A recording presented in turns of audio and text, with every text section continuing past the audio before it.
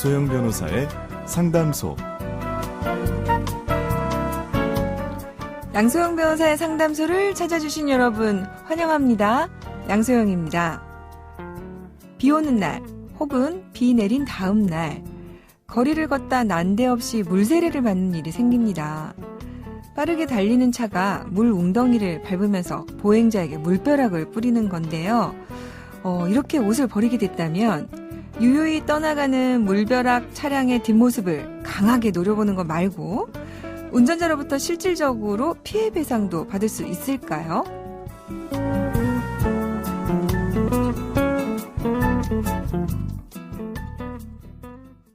법무법인 승인 양소영 변호사입니다. 지나가던 자동차로 인해서 옷을 버린 적이 있으신 분 있으실 거예요. 저도 그런 경험이 있습니다. 도로교통법을 보면요. 물이 고인 곳을 운행할 때 고인 물을 튀게 해 다른 사람에게 피해를 주는 일이 없도록 할 것, 이렇게 명시가 돼 있습니다. 이를 어길 시에는요, 운전자가 고의가 없더라도, 중요한 부분이죠. 고의가 없더라도 도로교통법에 따라서 2만 원의 범칙금이 부과됩니다. 나아가서 운전자는 자신의 부주의로 피해를 입힌 옷에 대해서도 세탁비를 배상해야 됩니다. 세탁이 불가능하다면 처음 옷을 샀을 때 가격을 토대로 해서 착용 기간을 감안한 뒤에 가치를 환산하고 그 금액을 배상해야 되겠죠. 이런 피해를 입은 경우에요. 물을 튀고 간 차량의 번호와 피해를 입은 장소, 시간, 운행 방향 등을 기억해서 경찰에 신고하시면 됩니다. 이미 차량이 지나가고 난 후라면 당시 장면이 담긴 CCTV 등을 증거 확보할 수 있다면 좋겠죠? 그렇게 해서 손해배상도 청구할 수 있습니다. 양담소에서 함께 나눠볼 법률 궁금증이 있으시다면 YTN 라디오 양소영 변호사의 상담소 홈페이지에 남겨주시면 됩니다. 양담소 홈페이지에 자주자주 놀러와 주세요.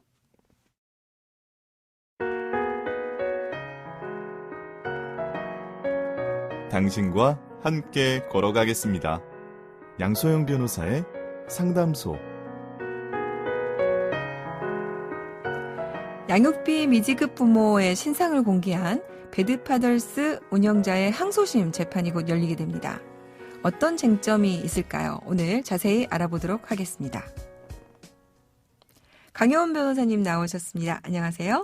안녕하세요. 강효원 변호사입니다. 네, 변호사님 지난번에 나오셨을 때 목소리 떨려가지고 네.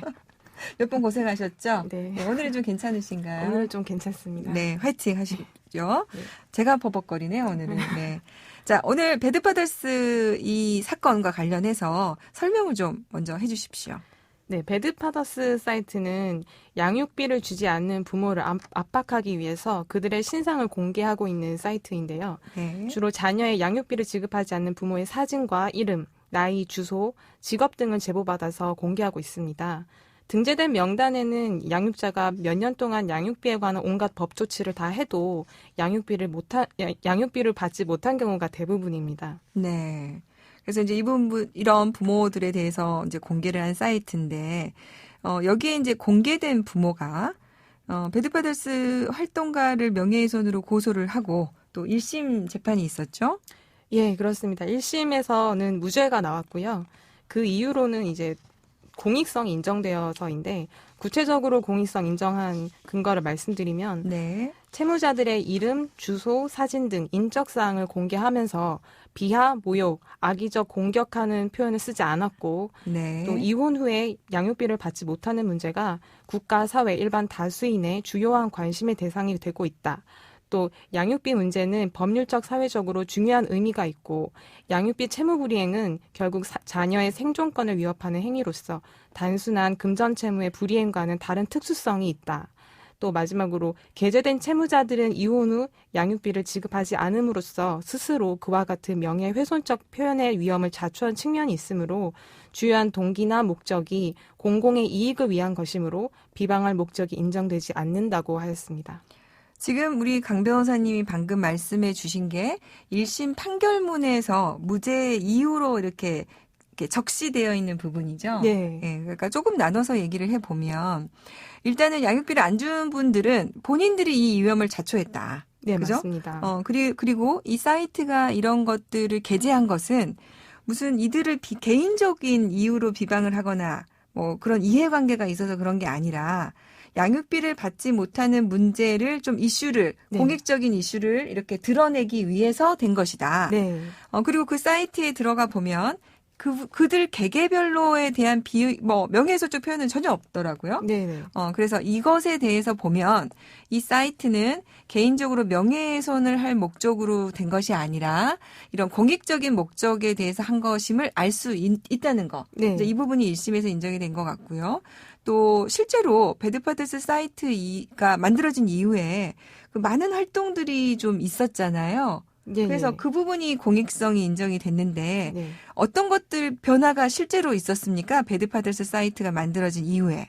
이 배드파더스 사이트는 2018년도에 이제 만들어졌고 네. 그 이후로 양육비 해결과 관련된 많은 단체들이 생겨서 국회 네. 입법 토론회도 많이 열렸고요. 네.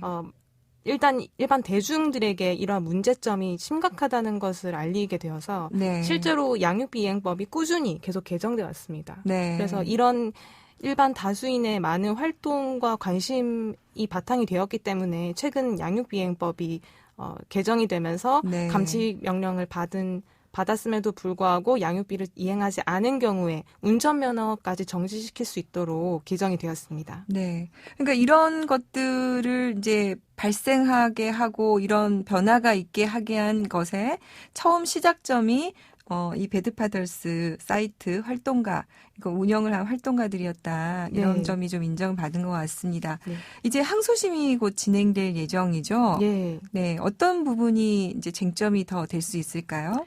항소심 공판기일이 이제 8월 27일로 예정되어 있고 네. 쟁점은 역시나 공익성이 인정되는지 비방의 목적이 있는지가 핵심인 것 같습니다. 네. 사실 그때 이제 실제로 저도 이제 최후 변론을 같이 하기도 했는데 이제 그때 저희 재판부가 인정한 내용 중에 이런 부분을 많이 좀 신경 써 주신 것 같아요. 사실은 그 전까지는 양육비를 주고받는 문제는 단순한 그냥 뭐 둘 사이의 금전 채권에 불과하다. 이렇게 봐서 양육비에 대해서 그렇게 중요하게 생각을 안 했는데 이런 활동 이후에 2019년에 대법원에서 나온 결정을 보면 양육비는 단순한 금전 채무가 아니다. 네. 이것은 아이의 생존권과 관련된 아이의 복지와 관련된 부분이다. 라고 이제 대법원에서 이렇게 표현한 부분이 있습니다. 이게 이제 항소심에서도 좀 꼭 받아들여져서 네. 예, 항소심도 결과가 참 좋았으면 좋겠습니다. 변호사님, 오늘 이제 추가적으로 다른 나라의 경우에는 어떠한지, 다른 법적 제재는 어떠한지 좀 더 설명해 주셨으면 좋겠는데요. 네. 일단 프랑스와 미국은 형사처벌 규정을 두고 있고요. 네. 미국은 주별로 좀 다른데 대부분 경범죄나 중경범죄로 다 구분하고 있고 심지어 미시간주는 중범죄로 구분하고 있습니다. 네. 선고형은 6개월, 적게 6개월, 많게는 14년까지 선고될 수 있습니다. 실형 14년까지요? 예. 네. 그리고 또 다른 제재 조치로 출국 금지를 두고 있는데요. 이 부분은 미국, 캐나다, 호주, 노르웨이 많은 선진국에서 두고 있는 규정입니다. 네. 또 미국 보건복지부 감찰국 웹사이트에 가면 신상 공개가 있는데요. 이게 양육비 미지급자들의 신상 공개입니다. 얼굴, 생년월일, 키, 몸무게, 양육비 미지급액 이런 것까지 다 공개해서 지명수배하고 있고요. 메인주법에 따르면 주 정부의 신문에 양육비 체납자의 성명, 주소, 체납액을 고지할 수 있다고 규정하고 있습니다. 네. 또 우리나라는 운전면허 정지 제도가 이제 최초로 도입이 됐는데 이미 미국에서는 운전면허 외에도 다른 자격증까지 정지시키는 규정을 두고 있습니다. 예를 들어 미국 캘리포니아주에 의하면 양육비가 30일 이상 연체됐을 때 운전면허 외에 직업면허, 전문면허, 여가면허까지 정지 내지는 취소할 수 있습니다. 그러니까 이제 양육비를 30일 이상 안 주면 의사나 변호사나 뭐 네. 이런 자격들도 일시적으로 할 수 없게 네. 이렇게 할 수 있단 말이죠. 네. 굉장히 강력한 제도들을 만들고 있습니다. 그래서 정말 우리나라도 이런 게 좀 많이 만들어졌으면 좋겠는데요. 아직은 충분치 않지만 그래도 2020년에 일단 통과된 법들이 있고 이게 곧 시행될 예정인데요. 이와 관련해서 좀 도움 받으실 수 있게 최근 개정된 내용 조금 변호사님 추가적으로 설명 좀 부탁드릴게요. 네.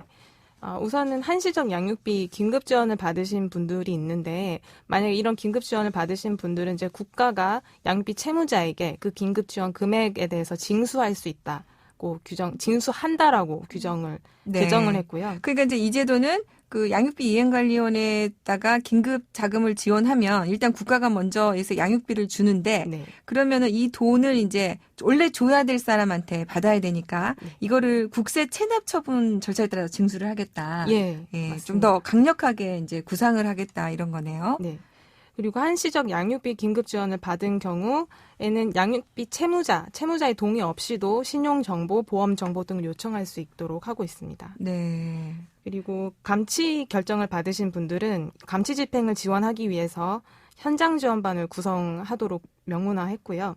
이거 정말 중요합니다. 네. 경찰이 출동할 수 있게 현장 지원할 수 있다는 거죠? 네. 네. 그리고 마지막으로는 이제 또 의미 있는 게 양육비 채무자가 감치 명령 결정이 있음에도 양육비를 이행하지 않는 경우에 양육비 채무자의 운전면허 정지 처분을 요청할 수 있도록 규정한 것이 제일 의미 있다고 볼 수 있습니다. 네, 우리나라도 이제는 운전면허 정지까지 갈 수 있다는 건데 아쉬운 거는 이게 지금 요건이 너무 엄격해요, 그죠? 네. 네, 감치 명령을 일단은 하고 이게 지금 이행되지 않을 경우에 그 다음으로 운전면허 정지를 요청할 수 있습니다. 이게 무조건 요청하면 되는 겁니까? 그런 것은 아니고 예외적으로 규정이 또 따로 있는데 이 경우 운전을 직업으로 하시는 분들은 이 운전면허 정지 처분에서 제외하도록 하고 있습니다. 네.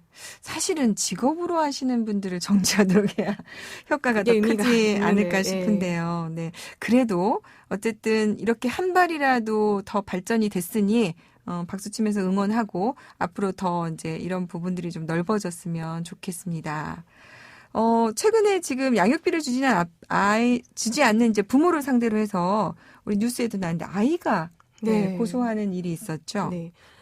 지난 7월에 중학교 1학년생이 자신의 친아버지를 상대로 양육비를 안 준 것은 아동 학대다라는 내용으로 고소장을 제출했습니다. 네.